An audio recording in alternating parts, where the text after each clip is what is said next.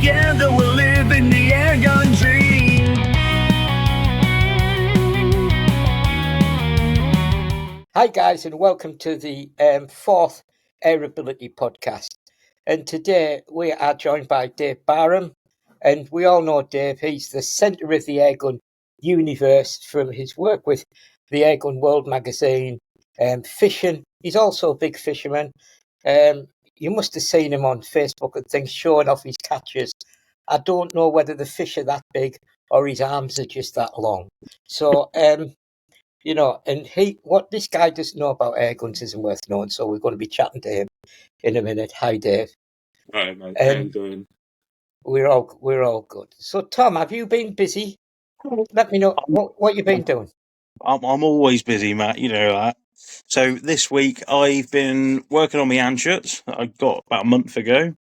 As you see, we've been doing the printed stocks, haven't we? So I've just printed off a PET G stock, so oil-based plastic, bit better in sun, UV resistant. Just worried, like in the hot months, that the plastic stock we've already done, it was going to be a bit malleable at higher temperatures. But it came off great. Just one slight problem.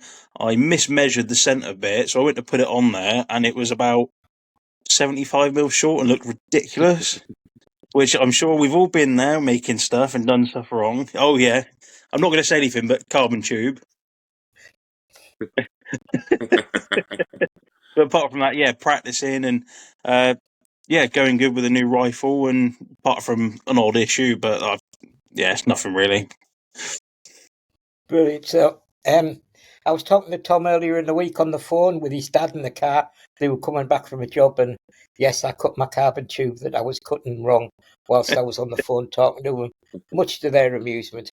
So this week I've been pretty busy as well. I've got a new Anschutz action, straight from the factory. The guys have done me proud. I've been testing that. It's already been promoted to my reserve competition gun. So I think things are going to go nice with that. Nick from Falcon Optical Systems sent me the new T50i Plus scope to test. Now, I'll probably be doing the first video on that in the next couple of days. It's an upgraded version of the T50i that came out last year. It's got new scope caps, new internals. It really has had a makeover. And other than that, yeah, I've been really doing the same thing as Tom. We're printing these 3D printed stocks off, and it seems to be something we're doing a lot of because they really are good value for money, and they're going to be able to get people into this bench rest game without having to pay £500 for a stock. So that's something we're doing. Anyway. Crackshot, the Southwest's premier airgun shop and ranges. Proud sponsor of the AirAbility podcast. Dave, well, you know, I'm repaying the favour really, because I remember you invited me to a podcast a while ago, and we started this off. Could you just give us a rundown of this vast array of journalism that you do with fishing and air guns? Well, it all started really 32, 33 years ago. I've been shooting air guns for 35 years. About 32 years ago, I didn't know what I was going to do. I was working in London in commercial advertising in the photographic studio, and there was a massive crash at the back end of the 80s. So I didn't really know what I was going to do with myself. So I thought, oh no, I'll go to college. At the time, my mum was writing for one of the sea fishing magazines, doing like recipes. And I thought I'll go and do a TV and video production course and newspaper journalism. So that's what I did. And part of that, it was a 2-year course, and part of the way through, I was literally halfway through it, and I had to do a week's work experience, and I managed to get that at what was then EMAP. It's Bauer now, and I had a week working on the sister title of Sea Angler magazine, which was like the biggest sea angling mag in the country at the time. Right place, right time, really. They were looking for someone I made a good impression, don't know how. And yeah, I got the job as a staff writer on In Previous Angling, it was. And ever since then, that's pretty much all I've done. I've edited now 4 magazines in the UK, 2 fishing mags, and of course Airgunner, which is no longer with us, and Airgun World. So yeah, that's pretty much my background as a journalist. But I've been fishing for longer than I've been shooting. I started fishing when I was 5 years old, and then when I went to secondary school, I've been there for about a year, so I must have been about 12. I met who is still my lifelong best friend, although we don't see each other as often as we should do, but that's always the way, isn't it, with really good friends, Chris. And he was into shooting with his dad, who's a couple of years older than me, and he took me shotgun shooting with his dad on a permission they had, and I shot a rabbit for the first time, and it was like, took it home and made my mum cook it, which she's had no problem cooking that sort of stuff anyway. And yeah, it sort of spiralled from there, really. I very quickly got myself an airgun, or should I say my mum got me an airgun, and I sort of paid her back with my pocket money. So what was it? What was that? The gun? Was a Webley Eclipse underlever, and yeah, I moved on from that to a Theoban Evolution gas ram. Wow, after big that. step. Yeah, it was. Yeah. That'd be And pretty then- sought after thing nowadays. Yeah, I've still got them. Well, I've still got the Eclipse. You know, Pete Binfield, who does the Militaria shows Right, yeah. at Kempton Park, Kempton Arms Fairs. He's just found me the Webley Eclipse, exactly the same as I used to have, and he's got it there. I've got to go and pick it up from him from the next show. So I will have my first ever air rifle. Now it's not the same one; it's the same model, and I've still got my Theoban Evo as well. So yeah, there's quite a lot of history there. And then, of course, I got the dreaded bug and moved to PCPs. Had an Air Arms. A slippery 200. slope. yeah, that was it. And then, yeah, I still shoot the Theoban every now and then. It's a 2.2. Yeah, it's still in good working order. I had an old Scirocco, Theoban Scirocco, bought it up. Yeah. A guy who ran out of money and got it for pennies from the club. I got it for pennies on the pound. I should never have got rid of that. But sorry, Matt, when was the last time you shot like a spring or anything like that? About 2 weeks ago. I don't know if you guys know, but I'm doing quite a lot of the social media videos and YouTube stuff for BSA at the moment. Mm-hmm. I have been for a little while now. And of course, they released the Lightning CLX, which is one hell of a springer. Like I say, having shot quite a few springs, I've got an Air Arms TX200 as well. I try to mix it up. I do a lot of pest control, so I'm constantly shooting PCP. But my local ranging country up here in Lincolnshire, it's quite good down there. You know, you can shoot pretty much anything down there, and I'll make a point of taking the springer out every now and then, just because they're great fun to shoot, and you forget how much fun they are to shoot. You get so sort of sucked into just no recoil, nothing, and it's easy, isn't it? I know what you guys do is next level stuff, but for most of us that go down the club range that just want to hit a 10mm spinner at 35 metres, it's easy with a PCP when it's all set up right, isn't it? It is, I'll give you that. And Springer is an art. But really, in the nicest possible way, it sounds like you've been very lucky and never worked a day in your life, because you say if you're doing something you enjoy, don't you? You know what I mean? There is that to it. It is very, very hard work, especially editing magazines. I mean, luckily now I've sort of moved away from that. I'm technical editor now on Airgun World, so I don't have to do the flat plans. I don't have to deal with all the contributors, the teams of contributors that we had, including yourself, Matt. Absolutely brilliant. It's really important when you're putting a magazine together to have guys at the top of their game who know what they're talking about, who A, can write, and B, can do half decent photographs and stick to a deadline. Oh, that's my problem. Yeah. The new editor, I just know he's just slightly not impressed with my photography skills, because everything looks like it's been taken from the skirting board, because I'm that low. So You look like it's thumb in the corner or something. So all my photos, let's put it this way, are from a unique point of view. But what I was going to say was that it must be it must be pressure every month having to deliver that magazine for print on a day, certain day. Yeah, the pressure's really high, but the rewards are really great. You know, it's just when I was editing all of the magazines that I've ever edited, I actually owned one for 3.5 years. I was a publisher. I published it myself. Wow. Boat Fishing Monthly.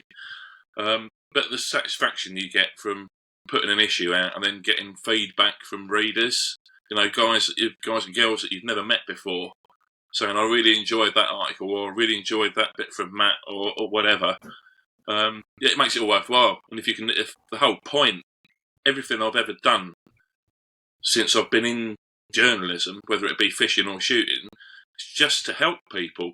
You know, I meet people like you, Matthew, and you, Tom, and I come and shoot with you, and I get information from you, and I try and pass that on to everybody else out there that hasn't met you or shot with you.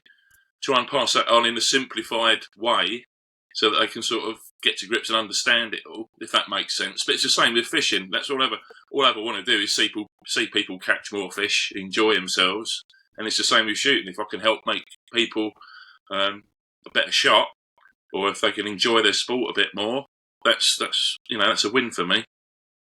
That's what we've been trying to push a lot with the bench rest. Like any questions, anything anybody wants to ask, we try to help them where we can. I'd like to think like the promoting we've done of bench rest and stuff over the last few years has paid off, because when we were first going to events, we had a big weekend with 17 people. Now 45 tickets on a weekend sold out. Last time was 7 minutes. I mean that just wouldn't have happened a couple of years ago. So I'd like to think it's all going in the right direction. Yeah, definitely. I mean, what you guys have been doing, the promotion that you've been doing, and your sort of social media presence and everything else, and the fact that you're in the magazines and on YouTube, it's brilliant. Really proactive. I mean, I really enjoyed my session with you guys and shooting that competition. Yeah, we enjoyed having you. Yeah, and I'm definitely going to come down and have another go with you. It's just time at the moment for me, which is always a thing. It's one of those things that I enjoyed it that much.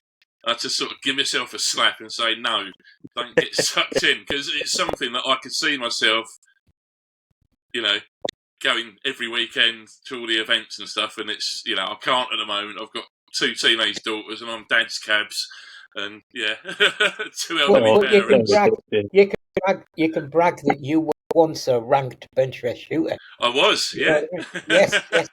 But I think Tom's touched on the numbers have gone up, but the skill and the quality of the shooting is shot up. Because, massively. You know, now you need to really be in the 740s to virtually guarantee a win at an event. Before you could win an event on 720s 2 or 3 years ago. That just probably won't happen now. And I think people are also the amount of money that's been spent on gear and tuning and retuning and things. I think it's been taken a lot more serious now, and I really enjoy that fact. And we've had kind of like 6 national sub-12 category like events, and each one of them has been won by a different person this year so far. Yeah, and that just wasn't happening before, which I think I don't think that's happened ever since I've been on the tour in like 5-6 years. Falcon Optical Systems. They're built to compete and proud sponsors of the AirAbility podcast. Yeah, and that just shows the health of it. It's in rude health at the moment, and going up. But you don't have to spend thousands and thousands of pounds to get into it, do you? No. That's great. That's what I like. It's such an unfortunate misconception that going into bench, everybody has to spend a fortune. You could literally show up with a smart reload arrest, an S400 with a Sentinel X, which is like, what, 150 quid now on it. You could don't even have to have a rear bag. You could shoot off a glove if you wanted to, and you're away. You're doing bench rest. Yeah. Yeah, we even do bipods now. You can even shoot a bipod now. Yeah. So it's really accessible where it wasn't. Now, Dave, I keep, I'm not saying you're old, but I'm going to keep saying you've been around a while. You know what I mean? I'm right? 53 next week. Oh, yeah. Well, I'm ahead of you. I was 56 3 weeks ago. So yeah, and we still look good on it. So don't worry. That's it, mate. Exactly. But I'm not saying one anything. one of the things that I'm slightly envious of when I see you on the various magazines and social media and stuff is you get to review the cool stuff. Right, for years now. There must be very few things that you haven't had access to over the years. I was wondering, could you give us a couple of highlights, or possibly was there anything you had to run out and buy afterwards? You know what I mean? Oh, yeah. I've got it here, actually. I thought we were going to talk about this in another light, but yeah, the Hick Micro Alpex 4K light. Let's go. Right. I basically was their poster boy for all their advertising, all the videos, all the photographs and stuff. They went through Dupree Creative to do all their advertising and whatnot, and Dupree phoned me up and said, do you want to do this? We've got like 5 nights of filming with a proper crew and whatnot. So I said, yeah, great. Is that because the Chuckle Brothers weren't available? Yeah, that's it. Yeah. So Hick sent me an Alpex 4K light to use. I had that back in March, so I know this scope inside out. It wasn't this one because I had to send it back. I think I missed the glory days. I hit the glory days when I was editing fishing magazines, because back then in the sort of 90s and early 2000s, if someone sent you a rod or a reel, they didn't want it back. You get to keep it or give it away as a prize.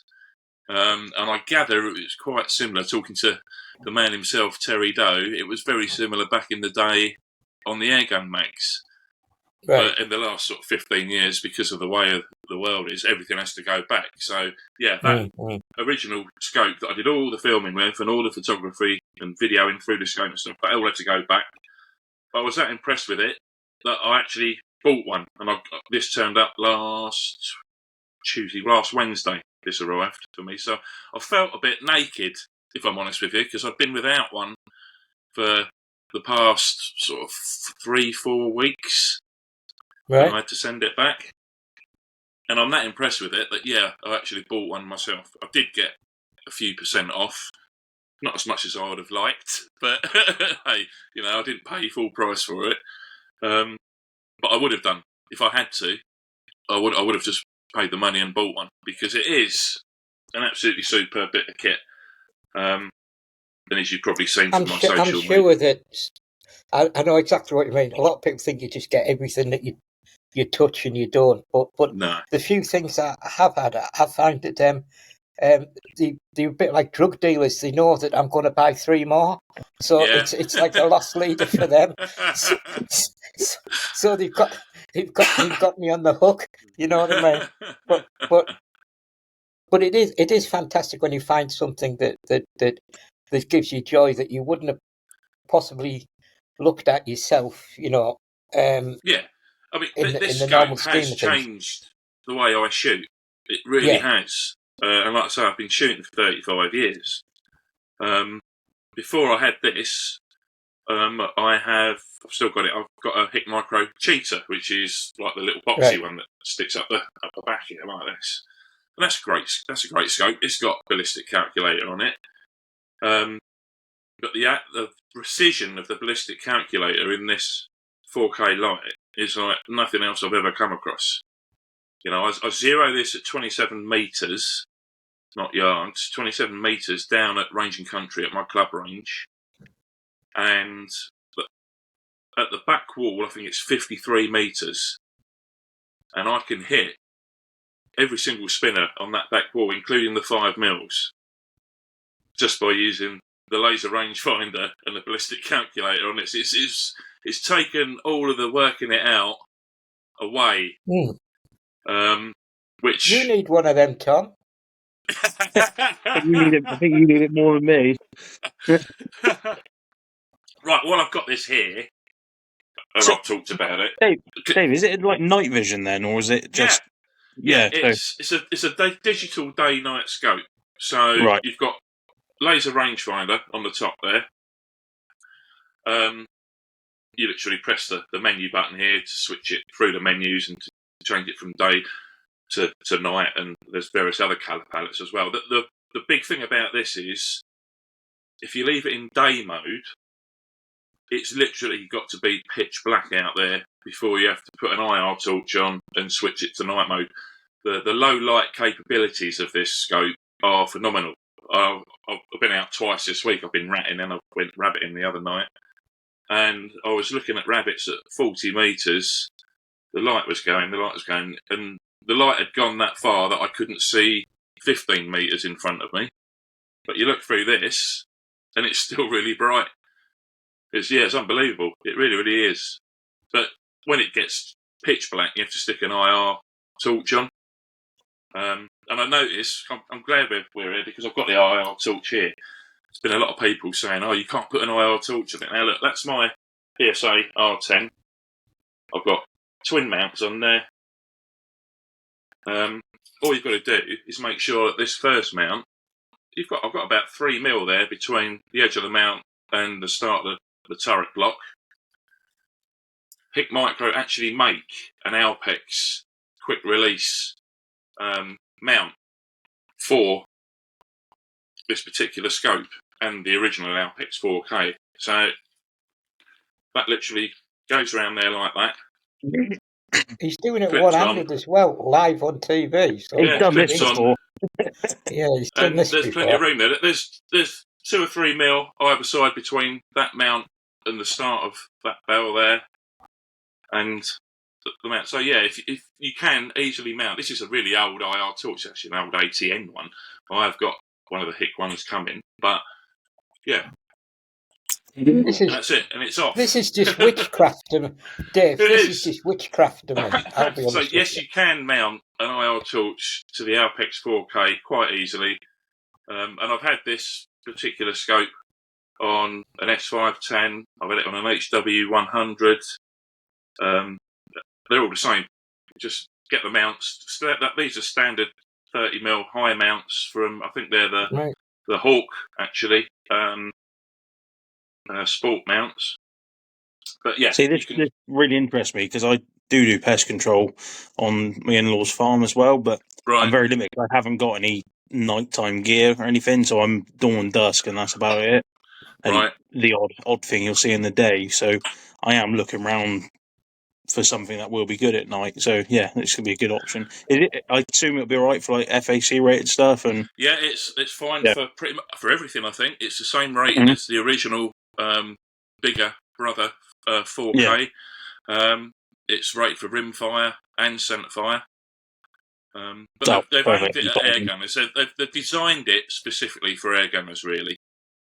Like 15, what I was saying about the low light capabilities of it at the ranges that air gunners shoot, say out to 50 metres, that's where that scope comes into its own, and it's half the size lengthways, and it's like 60% lighter than the original Alpex 4K.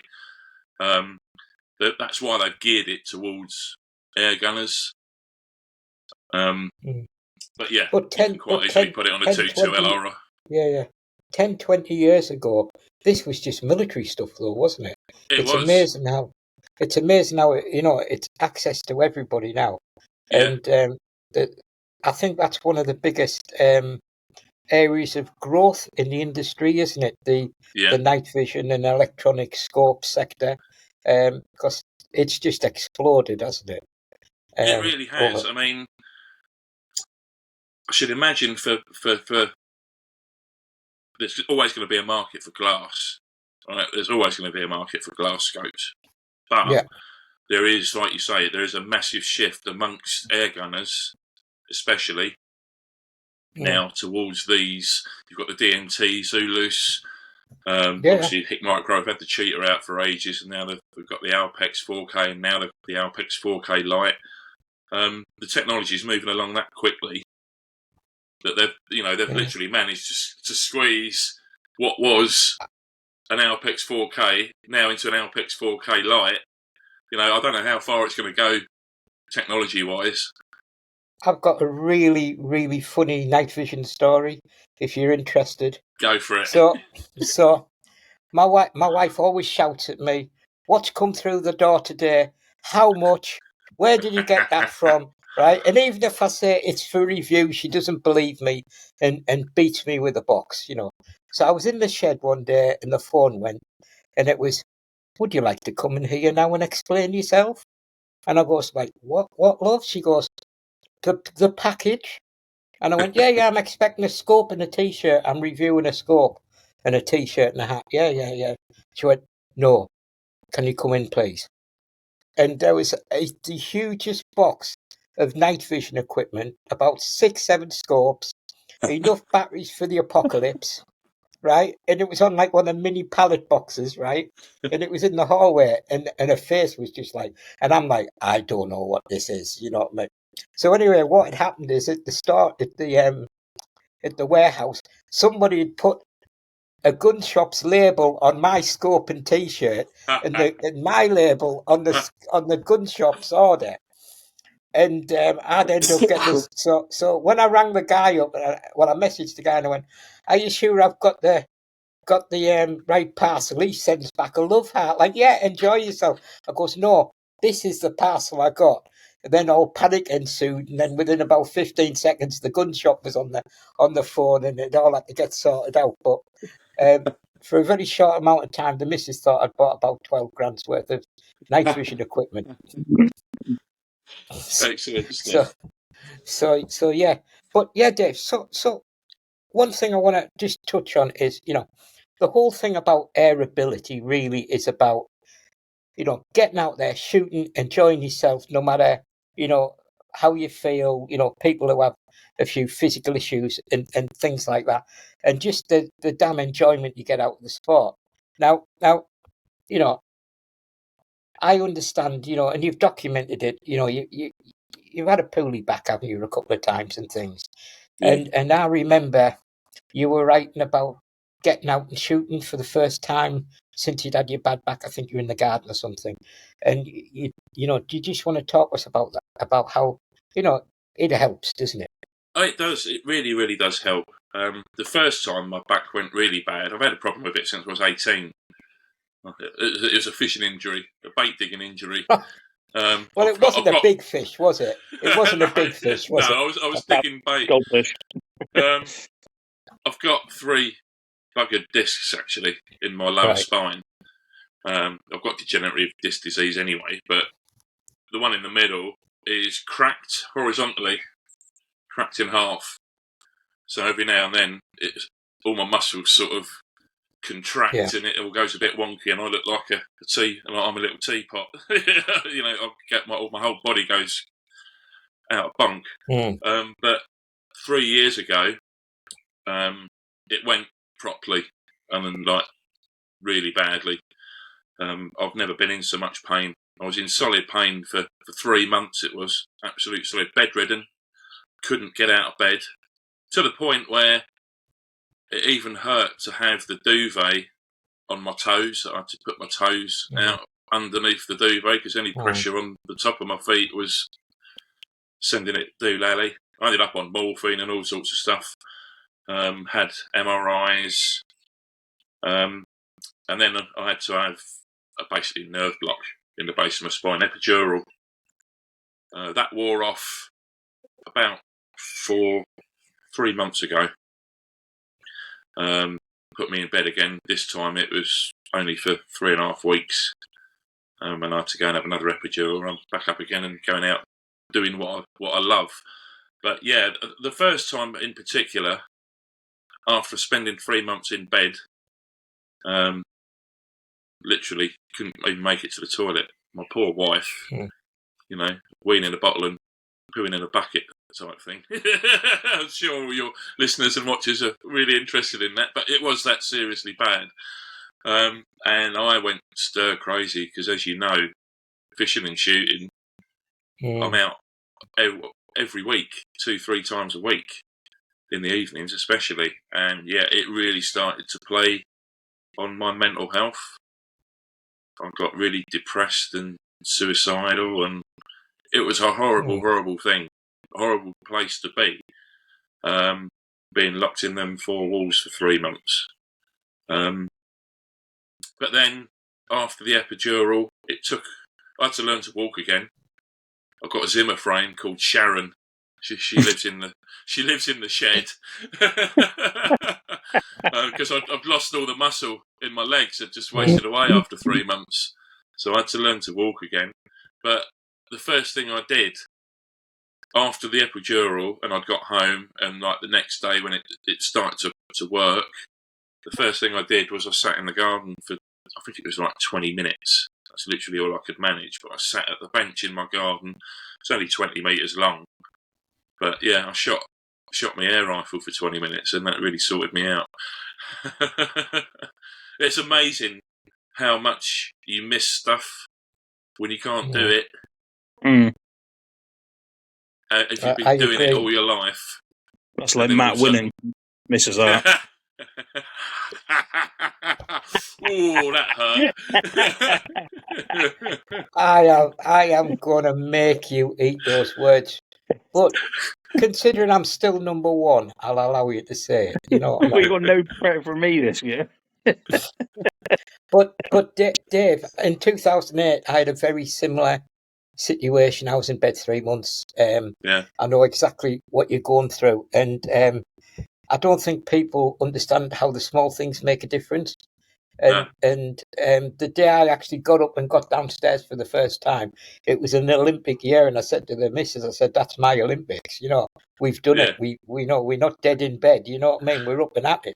That's and it. I totally understand. But Sharon, everybody knows I'm a wheelchair user. I've got like multiple disabilities and things. But my wife tests me, so no matter how much I'm mourning, if I'm laid there and everything, you know what I mean, she goes, "I'll put the gun in the shed.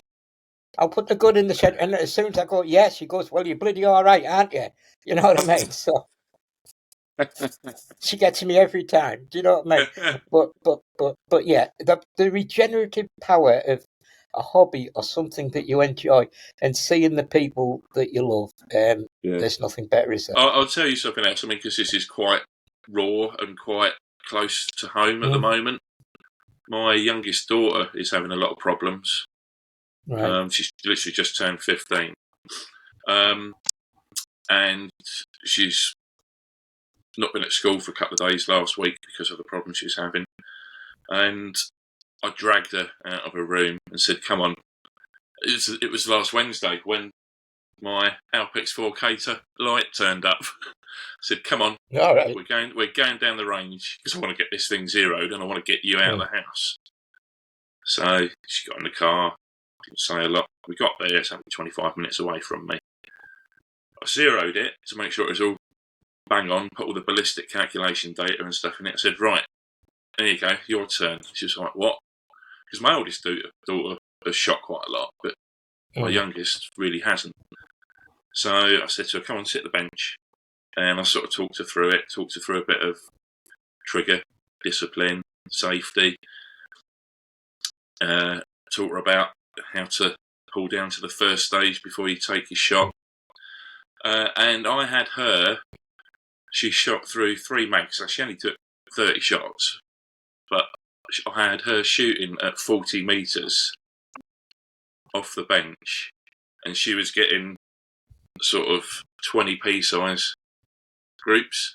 She absolutely loved it, and her whole demeanour and everything changed with her. She sort of brought her out of this black hole that she was in. And then we came home. She slipped back down into the hole again. But it just shows you how something like shooting can change somebody's demeanour completely. You know, I'm planning to take her back down there again because I know she enjoyed it, and she's actually really quite a good shot. But But it's like, truth it's fishing. Same as yeah. fishing. The government now sort of has realised that getting out there in nature, whether you're by a river, on a boat at sea, or down in a field at a club, sat at a bench with all the trees and the grass in front of you, it's the same thing. You're out in nature, regardless of what you're doing, whether you're deep in the woods or you're sat at a bench with a load of other guys. But you've got birds flying in front of you and fresh air. It's been proven that it does heighten your mood and it lifts your spirits, no matter what you're doing. I think family time as well. If you're doing it with your family, like Sharon comes with me everywhere when I shoot.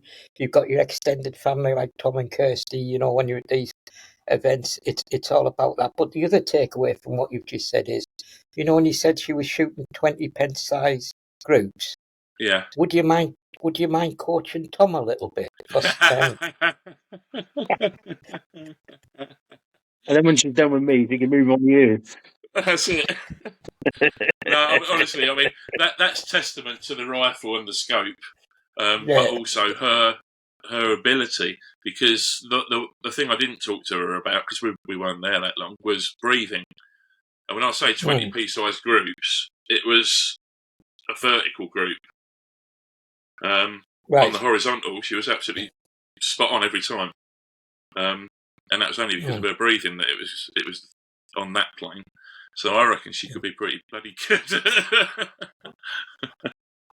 Sounds like it. Yeah. It's just lovely when you're hanging with your family. I used to go around the 10-meter pistol circuit with my daughter. She shot on that for a long time, and it gives you, it's weekends away and evenings away that you wouldn't have an excuse to do, and you would be sat either working or doing something else, wouldn't you? And I think it's fantastic when you get that chance. So Dave, what have you got any plans? Have you got anything planned for the future? Are you fishing, shooting? Well, a lot of shooting at the moment. I'm doing way more shooting than I am fishing. Really? Yeah, lots of a lot of pest control actually.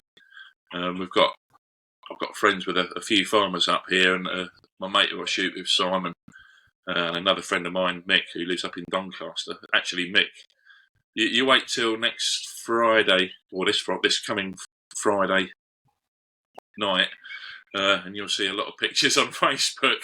He's just got a new permission up just north of Doncaster where he lives, and he went there last night and shot, I think, 32 rabbits in 3 hours on his own. He said, I've never seen anything like it, and he's been shooting for longer than I have. And as a pest controller, he does ferrets and everything, He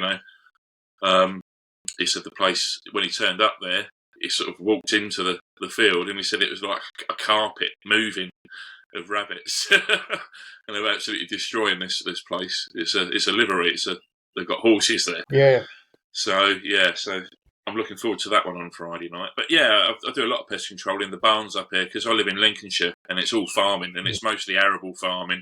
We haven't got a lot of livestock up here. So a lot of grain, a lot of wheat. So a lot of the barns around here are full of wheat over the winter. And the amount of rats that you can shoot in a night in these barns, they're chewing through steel. They're chewing through the steel walls to get into the place. Unbelievable things, but they're such a pest. So there's a lot of pest control, and like I say, I enjoy going down the range and just having a plink down there. And then this time of year, because the rats start to sort of tail off on the permissions that I've got, because all the wheat's sort of now it's either sold or nearly sold. I've got to wait till October again before they start filling the barns up again. I do a lot of sea fishing. It's good time for bass now. The closest I've got to, I don't do pest control. No. But the closest I've come to that recently was my wife put a bird feeder in the tree next to my range, and I was wondering what these. I was shooting away, and there was this like black thing like went across the scope, and I'm thinking, what's that? And it's a pigeon trying to get to the bird feeder. So that probably wasn't one of the best ideas. But but yeah. But I'm pretty much paper only. But Yeah. yeah. So when you were just going back onto the cost of things, you know what I mean? Yeah. One question I get asked an awful lot, from like shooters and things is, I think the cost of air rifles has gone up dramatically the last 5 years, I and think. some of the entry level of the higher end ones, we're into the £3,000 mark. Mm. What's your view on that? Yeah, I would agree that the price of the high end rifles has gone up, but also at the same time, the quality of the low end rifles has increased loads. I mean, Tom, you'll Yeah, know all about this. But you've got the likes of Reximex and Kral, all the Turkish guys. I've had a lot of input from the mm, UK over the last few years, but the quality and reliability of the actions and everything else that goes with it, I've seen that go up and up and up, up and up. Now you can get a really decent Turkish rifle for less than 500 quid, and it's mm. it's going to be pinpoint accurate and ultra reliable. So you think that void's been filled then by other manufacturers then? I do, yeah, The mid yeah, I range. really do. I mean, I'm quite closely affiliated with people in the trade. I talk to quite a lot of people in the trade, and as well as retailers, because of the job that I do. And they all said the same thing. That's the budget rifles. The quality is three times what it was 4 years ago. I think back in the 80s, when we were talking about 35 years ago or whatever, before Tom was born, the the the low end stuff was pretty. There was some pretty ropey stuff about Yeah, at the lower end, and yeah, but one thing I've noticed as well, you're exactly right about these, like Crowd and Reximex and things like that. But I was talking to it was actually Nick from Falcon Optics mm, a while ago, and I said there isn't really a bad scope now. There are scopes that are better than other scopes, but remember there used to be really, really poor scopes. That were like looking through like a hotel door. Somebody's yeah, felt tip pen across on a hotel peep site. You know what I mean? yeah, But when you're reviewing a scope now, even ones like I going about the Sentinel X from Vector, it's 150 quid. It gets yeah. people into bench rest. You were never going to get into a competitive sport with the equivalent of 150 quid, were you? No, no, no, not at all. I mean, back in the day, you had to spend ridiculous amounts of money on it. But the rule was you spend more money on the scope than you do on your rifle. Back in the day.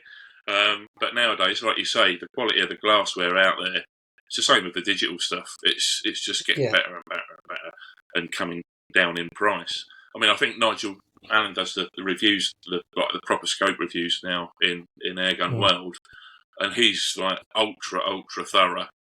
He'll zoom up every step of the magnification and write a note of it's usually the outer edge of the glass, isn't it? So that's your vision. It's sort of as you expand the magnification, it gets blurry on the outsides, and that's generally how you can tell a really good scope from just a good scope. Yeah.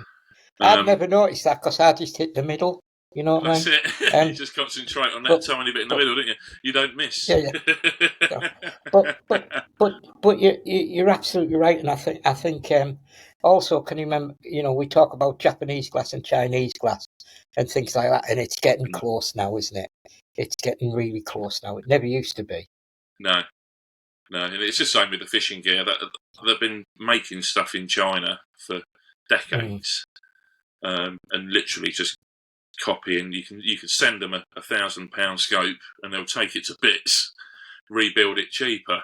But even then, the quality now, the stuff that's coming out of China, is actually quite acceptable. for the money that you're paying. It's interesting to keep tabs on what's going on within the industry because it is constantly changing. And it's really nice to see companies popping up, producing really good stuff. I mean, nobody had heard of Air Max a few years ago, had they? Mm. And now you look at the quality of like the crate. I've just reviewed for the next issue the new Crate Pro. It's a dinky little tiny thing. Mm. Absolutely superb build quality. And as you would expect, super accurate. But yeah, it's really nice to see this, and there's some American companies as well that are starting to manufacture really good quality air rifles. It's a good competitive market out there. Yeah, there's a lot of competition, so I think everyone's had to up their game. But yeah, it's like what I quite like is because everybody's pushing so much, you're starting to see little innovations and stuff and things that people are doing that others aren't doing, and is really pushing everything forward. Yeah, absolutely. Well, I've noticed your post on Facebook earlier, Matthew, about the magnetic lens caps. Yeah. That's a great idea, isn't it? I'll be honest with you, right? So this is across the board for all scopes, right? You pay $1 gazillion, right, for a scope, yeah? You get it home and they've got 20 pence bikini caps on, haven't they? Yeah. Or them plastic caps that spring up on their own, and you keep pushing them down and they spring up on their own, right? And I've always thought it was a weak link, right? Mm. You know what I mean, right? Absolutely. Yeah. So I got the scope out the box and I just went, nice heavy aluminium magnets on them. You can actually index them. So when you screw them on, they'll turn around. So you can actually use them as a sunshade off to one side. Or like the back one, you could have it if the sun's in your eye. But you know how they go on about Apple and it's the unboxing experience of an iPhone gets people into it. Well, Falcon had me on the lens caps before he even got the scope out. It could have literally been a toilet roll, and I would have bought it because I like the scope caps that much. And I did message, Nick Falcon could just go, these are the bee's knees, they absolutely are. Because it's one of my major gripes, I've had sight run, I've had, Delta Striker and things like that, and like really good scopes, and they all come with them like, pennies, isn't it? It's a weak link. Yeah, absolutely. I like what you guys do, especially Tom, with your 3D printing and stuff, because you can experiment a hell of a lot, can't you? Yeah. Printing. How long does it take to print one of the stocks that you're doing? Funny enough, I recently just finished. Obviously, I was saying earlier, finished the new Anschutz one. I put all the three parts on the same plate, which I hadn't done yet. Right. 22 hours continuous print to do all of it. So you think 22 hours from pretty much a fully done stock, because you can do the aluminium U channel in time while it's printing and have it ready to go. Assembly time's 15 minutes at a push while you're having a cup of tea. It's not a lot. And it's the accuracy as well. I mean, whatever we design it, it's exactly how it comes out on the printer. There's no like a bit of discrepancies in the woodwork of a custom stock. It's what you want. Well, what you want is what you get. Yeah. So there are a few of them out in the wild now, and you know how you would bed an action into a rifle stock using various epoxies and things like that. If you really want to go for it, we printing inserts off that you wouldn't need the bed. They rock solid when you put the rifle in. They fit every contour. That's what my friend. I sent one of my like prototypes off to a friend in Scotland, Rob, and he had his gun in it yesterday, and he said the idea of these inserts, and what we've done is we trying to get it. You could build more fancy, you could build better, but we're trying to build accessible. So essentially, these stocks are aluminium guttering that you can buy off eBay for about a tenner. And then there's 3 exterior sections that you print and you glue to the aluminium guttering. you cut a hole for the trigger and the mounting screw, and you put one of our inserts in. So there's like 4 main bits, and there's your stock. Right. And so at the moment, labour, what people don't realise is it's like the research, the hours we've done designing these. There's been hours and hours into this, But the actual, if you've got your printer, if you've got your, you've done the research, you've got everything. Just the actual physicality of printing it and the stuff you need to buy, it's probably under £40 for a Wow. stock. Wow, that's And they crazy. work really well. Don't get Yeah. me wrong, I have half a shed full of plastic that needs thrown out of things I've utterly messed up. You know what I mean? But I've even made one that, just for a laugh, I've even made one that looks like some sort of Star Wars laser gun, haven't I, Tom? At the moment. Yeah. I'll leave Yeah. that one to you. He thinks, but what I was trying to do is just show that that imagination is your only limiter here. You know what I mean? Yeah, and we've got the free file version online, which it's quite a Yeah. basic version of it, but people can take it and modify it how they want and go from there. It's like a real simple base version. It's pretty much just a flat long piece, 3-inch wide at the front, down to a V at the back, and yeah, people can modify and try what they want with it. I still Excellent. think that one looks the coolest, though, the simple one. But when you're on about printing things, there's an AirAbility member, and I've got the printer going at the moment, and I'm printing a contoured grip-free steyr pistol coming off now. So like he's got a son, and his son needed some help, and I thought, yeah, we can do that for him, and so it's. But when you're saying how long that's going to take, that's probably going to take about 13 hours, because I'm doing it really high quality and heavy, so there's some weight to it.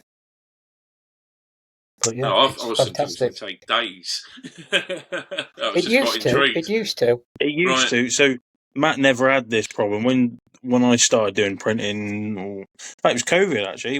When COVID happened, I was stuck at home like most people, didn't know what to do. Got myself a 3D printer, learned how to do CAD work, and I didn't work for like 6 months when COVID happened because of Right. my job. I just wasn't allowed into the sites that we normally work in. So yeah, the printers what I started off with, oh my god, they were so slow. It was painful. Like the smallest print now, which takes us an hour, would be, I'm not even exaggerating, 6 to 7 hours on the other printers. And the Wow. quality difference as well, it is night and day.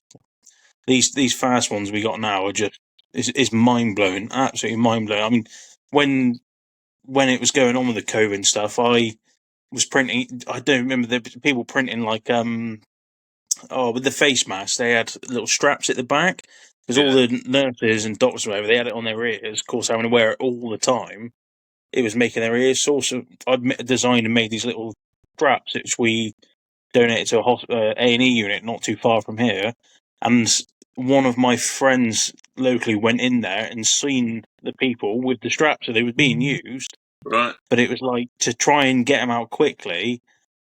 I think it was like 6 or 7 on a plate printing, and I'm not even kidding. It was a day and a half to do probably what takes 2.5 hours now at a push. Yeah. Like it's just Wow. going mad. The 3D printing world is just getting ridiculous. The technology involved, like the new It's thing they're also pushing. The new thing they're pushing now is at the moment the printing ahead is like driven by belts pulleys. Mm. So what they're trying to do now is go to magnets.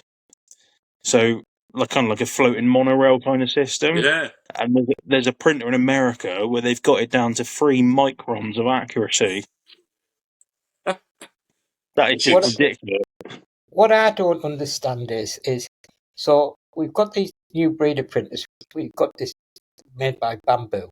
So they're about £280, which is nothing compared to what they were 5-6 years ago. They were 1,000.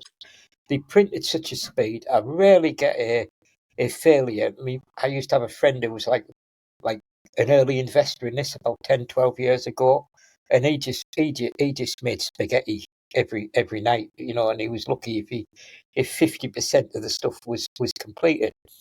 But this thing, it's pretty much idiot proof. But what I don't understand is sub £300, this thing's already got hundreds of hours on it, faultless, working.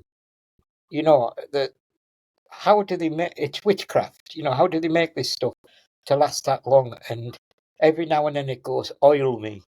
You know what I mean? And I put a bit of silicone grease on, and that's it. Well, and away it goes. You've already said your answer tonight. It's China. Yeah. It is. And they are Chinese as well. Yeah, it is. That their Yeah. technology that they've got in their factories out there, whether it's a fishing rod made from high modulus carbon or a fishing reel or a 3D printer, you know, their technology increasing, bringing the price of stuff down, but the quality of it up. It's phenomenal, isn't it? They're doing it with everything. What I enjoy is the rapid prototyping. So you get something that's not quite right. Normally it would cost you a load of money because you'd have to buy another one and send the other one back and things like that. Mm-hmm. You just go on your computer, adjust the dimensions a bit, press print, and get up next morning and try your next version. And I love that. It's a constant evolution. The only problem is you never stop. You can't go, well, that's the final version. Can you tell? Oh my God, I'm literally, as soon as we're done here, I'm redesigning something I used yesterday, tested it out, and there's loads of little changes I want to make on it. Yeah.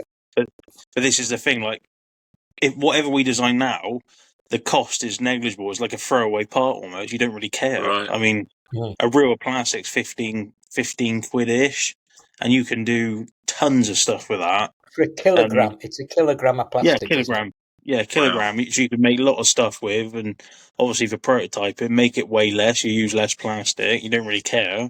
Your final version can weigh as much as you want it to. But with the 3D printing, a lot of people find it quite scary. I think getting into it, they think it's going to be really, really difficult. But these the new printers now, how simple is that, Matt? To try when you first go into it, is just such a simple, easy to use system programming, and the hardest bit of it is the design work. Once you get your head round the basics of what you can and can't do or is possible, things start working, and then you'll be well away. I'll lie in bed and invent stuff, and about 7 o'clock, 8 o'clock next morning I ring Tom. Guess what he invented in bed last night? Right? and by the following morning we have working prototypes at different ends of the country. Shall I get what you're on about in the week? So I got it just over in the corner. Go on then. Give me a second. Hang on. So I'll tell the story behind it, why he gets it. So Tom and I, you know, we have the wind flags and things, yeah? Yeah. Well, some people use like a clock face with an arrow that points to a number for how far you've got to hold off. Yeah. Well, they always read backwards because the flap's on the top, the flap blows, yeah, and it reads you up. So I was like doing my usual, you know, semi-asleep. I do my best work during periods of insomnia. Fantastic. Yeah. It gives you another 4 hours a day, doesn't it? Yeah. And I rang Tom up and I goes, I've had an epiphany. Why do these wind indicators point the wrong way? And he went, they do. I've never thought about it. And within about 2 minutes, I explained my idea. And he prototyped it, and we built one that goes the right way now. Excellent. So how has the man got lost in his own bedroom? That's what I want to know. I'm putting it together. Hang on. I'm coming. No wonder he was late for the podcast. You know, he was outside of his bedroom. It's quite sizable. Oh, it is, yeah. Tom can only count to 4, so that's why there's 4 on there. Yeah, very funny. So the left and right. So what we were doing before is essentially the paddle was up here. Yeah. So when your numbers pointed like that, okay, the wind's blowing it that way, but the indicator's the other side. Yeah. In the last competition we done, I shot like that and didn't realise I'd been doing that and was permanently shooting with a crosswind the whole day. Right. The wrong way around. So, yeah. Where if it's like that, if the wind's blowing it that direction, it's going that direction. It's easy to figure out. It is, isn't it?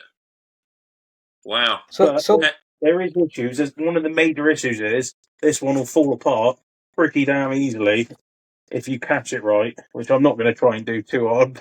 No. But we do everything from scope eyepieces, scope wheels, sunshades, different wind. Last week, so this week was the wind indicator. Last week we designed wind flags with less parts than our normal wind flag, so it was a cheaper version. Bear with. So Well, it's so great, yeah, isn't it? so this is It's the opened fun. up a Yeah. whole new world to innovation, apologise especially to for your everybody. branch of shooting. Yeah. I just apologise to everybody I can't do jobs for because I've got one printer and Yeah. it's going 10 to the dozen. But here you go. So we made wind flags like that. Excellent. Right. Which is great because obviously the pin, because they're nowhere near as fancy as the normal ones. But do you want to say what we're probably going to use these for, Matt? Well, it's a good thing to finish off with, isn't it? So Yeah. we've got another AirAbility shoot coming up in October. Oh. And we've changed to a boot camp format now, where we get about 20, 25 individuals, and we take them through a series of lectures about, things like pellet testing, reading the wind, range etiquette, concentration, things like that. And we do a lecture, do a shoot, do a lecture, do a shoot, and then on the Sunday we do a competition. And we're hoping with these more modest wind flags to have these on every lane, so people don't have to worry about bringing their own wind flags. Brilliant idea. So yeah, when it's also to help with the speed of changeovers, isn't it, and stuff like that.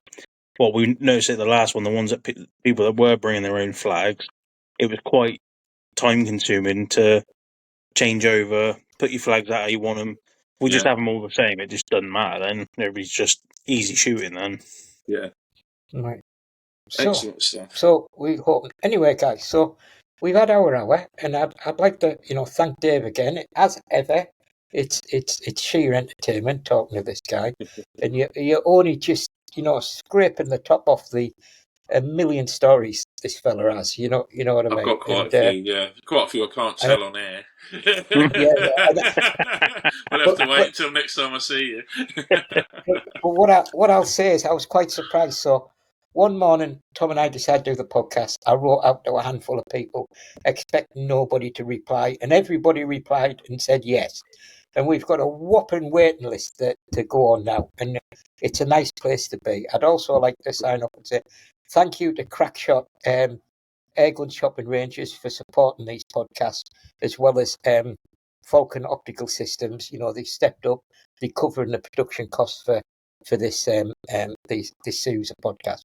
So thanks to them. And really, it's for everybody, as we spoke before, getting out and living that airgun dream has the benefits, doesn't it? So take care, guys, and see you later. Bye-bye. Cheers. Wherever you are.